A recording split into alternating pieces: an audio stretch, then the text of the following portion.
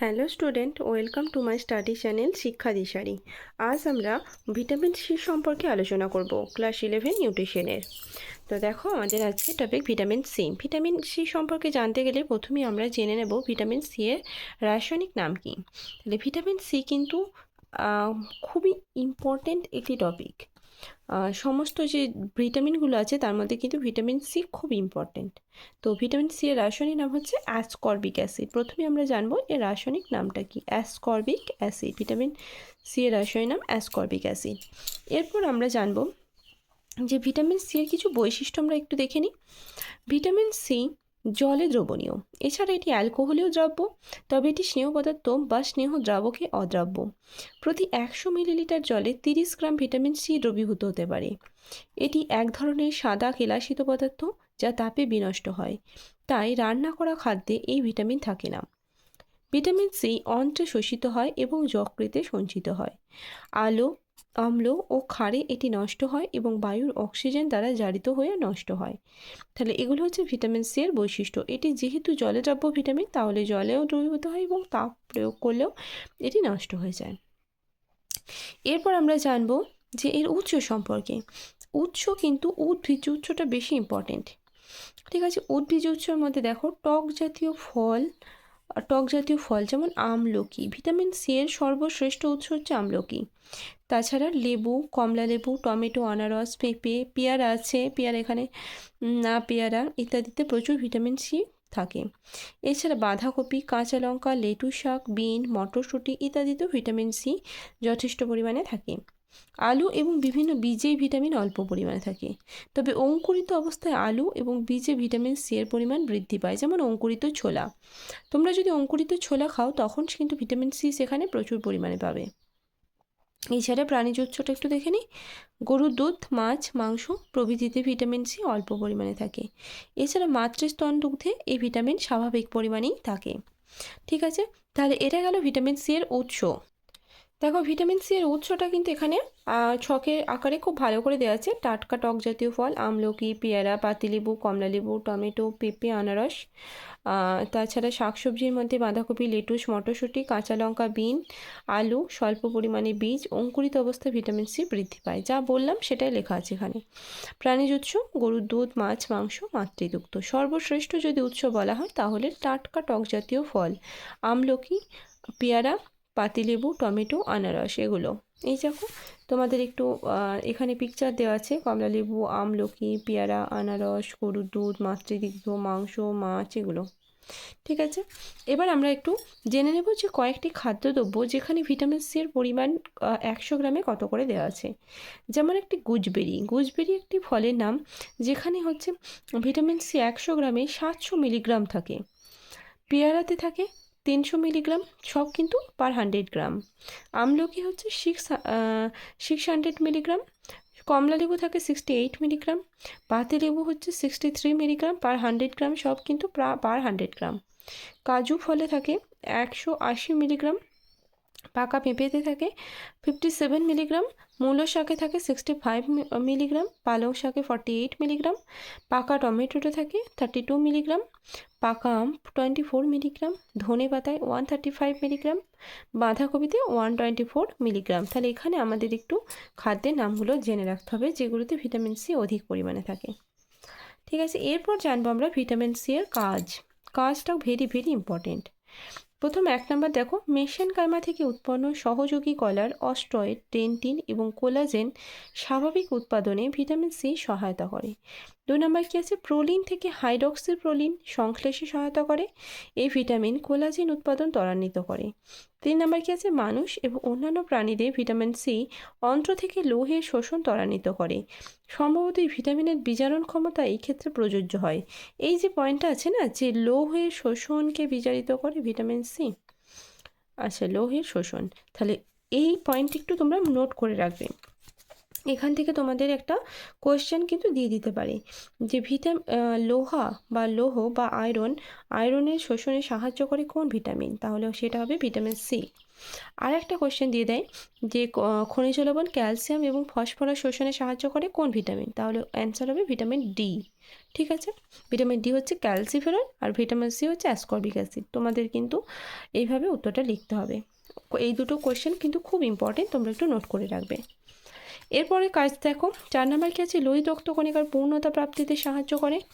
5 নম্বর কী আছে, ফলিক অ্যাসিডকে ফোলিনিক অ্যাসিডে পরিণত হতে সাহায্য করে। ক্ষত নিরাময়ে ভিটামিন উল্লেখযোগ্য ভূমিকা আছে।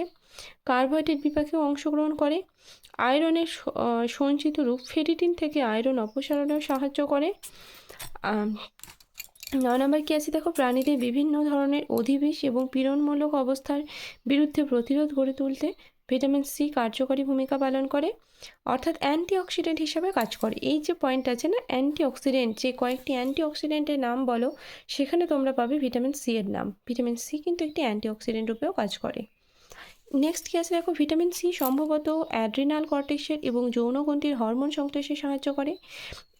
11 নম্বর কী আছে, হাইড্রোজেন বাহক হিসাবে ভিটামিন সি কলা শ্বসনে অংশগ্রহণ করে। 12 নম্বর কী আছে দেখো, ক্যালসিয়াম শোষণে সাহায্য করে। 13 নম্বর টাইরোসিন বিপাকে ভিটামিন সি সাহায্য করে। 14 নম্বর কী আছে, রক্তে কোলেস্টেরলের মাত্রা কমাতে সাহায্য করে এই ভিটামিন। তাহলে ভিটামিন সি এর যে কাজটা বললাম, কাজটা কিন্তু খুব ইম্পর্টেন্ট, তোমরা এই কাজটাকে খুব ভালো করে পড়ে রাখবে, কারণ এটা 5 নম্বরের জন্য খুব ইম্পর্টেন্ট। আচ্ছা, এরপর আর একটা ইম্পর্টেন্ট টপিক হচ্ছে ভিটামিন সি এর, সেটা হচ্ছে অভাবজনিত লক্ষণ। ভিটামিন সি এর অভাবে কিন্তু স্কারভি রোগ হয়। এই রোগে কী কী লক্ষণ প্রকাশ পায়? রক্তজালিকা ঘনভঙ্গুর হয়, এর ফলে অন্ত্র, বৃক্ক এবং ত্বকের নিচে রক্তপাত ঘটে। 2 নম্বর কী হচ্ছে, মাড়ির ক্ষয় হয় এবং মাড়ি দিয়ে রক্ত পড়ে। 3 নাম্বার আছে, অস্থি ও দাঁতের গঠনে ত্রুটি দেখা যায়। অস্থি কোষগুলি অস্টিওব্লাস্ট কোষ সেটা নিষ্ক্রিয় হয়ে পড়ে এবং তাদের কিছু সংখ্যক আবার ফাইটোপ্লাস্টে রূপান্তরিত হয়। 4 নম্বর কী আছে, অস্থি লবণের অনিয়মিত উপস্থাপনের ফলে দীর্ঘস্থির ঘনত্ব হ্রাস পায়। দাঁতেও একই রকম পরিবর্তন লক্ষ্য করা যায় এবং মাড়ি স্পঞ্জি ও ছিদ্রযুক্ত হয়। ওডোন্টোব্লাস্ট কোষের ক্রিয়া ব্যাহত হয়, নতুন ডেন্টিন গঠিত হয় না। 5 নম্বর কী আছে, অস্থির ভঙ্গুরতা বৃদ্ধি পায়। 6 নম্বর কী আছে দেখো, লোহিত রক্তকণিকা এবং অনুচক্রিকার সংখ্যা হ্রাস পায়, এর ফলে রক্তাল্পতা দেখা যায়। ত্বকে ফুসকুড়ি হয়, সংক্রমণের প্রতি সংবেদনশীলতা বেড়ে যায়, রক্ততঞ্চন বিলম্বিত হয়, ক্ষত নিরাময় অধিক সময় লাগে, কার্বোহাইড্রেট বিপাক ত্রুটিপূর্ণ হয়, পুরুষ ও মহিলা উভয়েরই প্রজননজনিত ত্রুটি পরিলক্ষিত হয়। তাহলে এইগুলো আমাদের গেল কাজ। মূলত সদ্যজাত থেকে 6 মাস বয়স পর্যন্ত শিশুদের এই রোগ দেখা যায় না।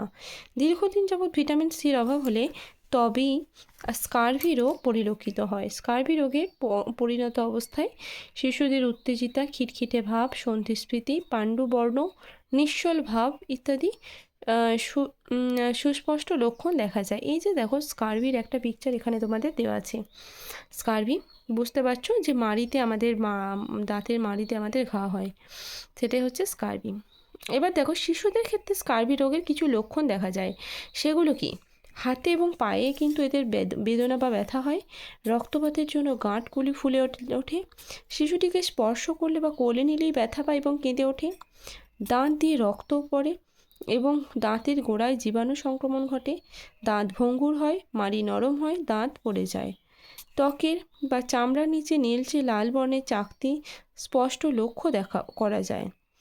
বয়স্কদের ক্ষেত্রে দাঁত আলগা হয় এবং দাঁত পড়ে যাওয়া এবং ক্ষত, স্পঞ্জি, মাড়ি, অভ্যন্তরীণ রক্তক্ষরণ, বেদনাপূর্ণ সন্ধি, শ্বাসকষ্ট, শোথ এবং রক্তাল্পতা এই লক্ষণগুলো দেখা যায়। বিভিন্ন মত অনুযায়ী ভিটামিন সি রোগ প্রতিরোধ ক্ষমতা বাড়ায় এবং এটি অ্যান্টিঅক্সিডেন্ট রূপে কাজ করে।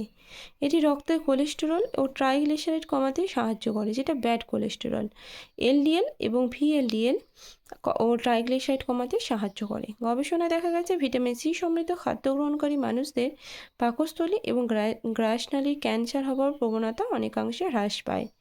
এছাড়া মাতৃস্তন্য পান করে এমন শিশুদের স্কারভি হওয়ার প্রবণতাও কম।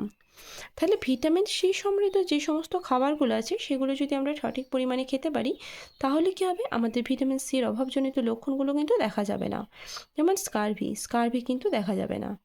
আচ্ছা, এখানে তোমাদের খুব ইম্পর্টেন্ট যেটা হচ্ছে স্কার্ভি রোগের কয়েকটি লক্ষণ কী কী, এটাও লক্ষণগুলো তোমরা একটু মনে রাখবে, কারণ লক্ষণটাও আসতে পারে।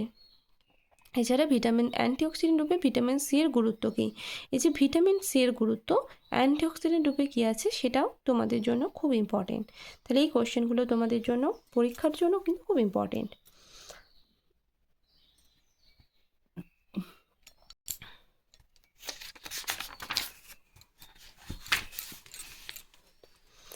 আচ্ছা, নেক্সট দেখো আমাদের কী আছে, আইসিএমআর এর নির্দেশিত RDA 2020 অনুযায়ী ভিটামিন সি এর দৈনিক প্রয়োজনীয়তা কী। আচ্ছা, ভিটামিন সি এর একটু এখানে চার্টটা একটু দেখে নিই। দেখো, পুরুষ স্বল্প পরিশ্রমী, মাঝারি পরিশ্রম, অতি পরিশ্রমী সবার ক্ষেত্রেই সেম আছে 80 মিলিগ্রাম পার ডে। মহিলা স্বল্প, মাঝারি এবং অতি পরিশ্রমী কত আছে 65 মিলিগ্রাম পার ডে। গর্ভবতীদের ক্ষেত্রে আছে +15 মিলিগ্রাম পার ডে। প্রসূতিদের ক্ষেত্রে আছে +50 মিলিগ্রাম পার ডে। ঠিক আছে। সদ্যজাত শিশু আছে 0 to 6 month 20, আর 6 to 12 years 27 milligram per day. 1 থেকে 3 বছরের শিশু 27, 4 থেকে 6 বছর 32, আর 7 থেকে 9 বছর 43। ঠিক আছে। এছাড়া বালকের ক্ষেত্রে দেখো 10 থেকে 12 যেটা 54, 13 থেকে 15 বছর 72 মিলিগ্রাম পার ডে, 16 থেকে 18 বছর 82 মিলিগ্রাম পার ডে। বালিকার ক্ষেত্রে দেখো 10 থেকে 12 বছর 52 মিলিগ্রাম পার ডে, 13 থেকে 15 বছর 66 মিলিগ্রাম পার ডে, 16 থেকে 18 বছর 68 মিলিগ্রাম পার ডে। ঠিক আছে। তাহলে এটা হলো ভিটামিন সি এর ডেইলি রিকোয়ারমেন্ট। এরপর জানবো অত্যধিক ভিটামিন সি গ্রহণের অপকারিতা কী। প্রয়োজনের অধিক ভিটামিন সি গ্রহণ করলে উদরময় বমি হয়, খালি পেটে খিল ধরে এবং বৃক্কে পাথর সৃষ্টি হয়। তাহলে এটা হলো ভিটামিন সি অধিক গ্রহণের অপকারিতা। আর ভিটামিন সি ডেইলি রিকোয়ারমেন্ট, তাহলে ভিটামিন সি সম্পর্কে আজকে আমি কিন্তু আলোচনা করে দিলাম অল ওভার ভিটামিন সিটা। তো তোমাদের ভিটামিন সিটা কিন্তু এক্সামের জন্য ভেরি ভেরি ইম্পর্টেন্ট। তোমাদের আজকের ক্লাসটা কিন্তু খুবই ইম্পর্টেন্ট। তো তোমরা ভিটামিন সিটা এখান থেকে রেডি করে নেবে। যদি কোনো কোয়েশ্চেন বা কোনো কিছু বুঝতে এখান থেকে অসুবিধা হয় তাহলে তোমরা অবশ্যই আমাকে কমেন্ট করে জানাবে। তাহলে আজকের ক্লাস আমি এখানেই শেষ করছি। ওকে, থ্যাংক ইউ।